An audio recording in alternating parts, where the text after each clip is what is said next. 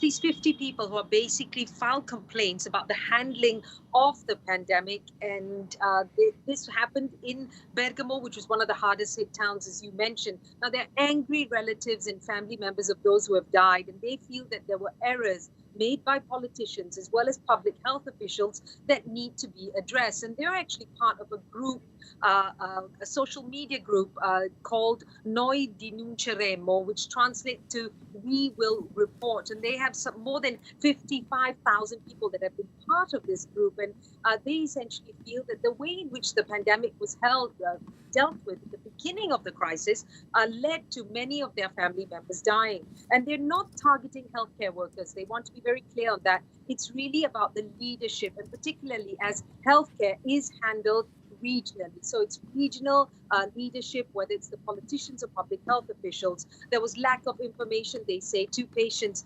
about the way in which this virus caused the infections in the early stages. They didn't close a hospital, for instance, where there were people showing the symptoms of the virus. They didn't cordon off or isolate areas where there were increasing number of cases. And this led, they believe, to the deaths of their family members. Now, the leader of this group has said very clearly that they're not really looking for financial compensation. What they want to see is that those who are responsible for this be charged and brought to trial. So really, they want to see someone take responsibility. And that's why they formed this group, and they want to take this legal action further.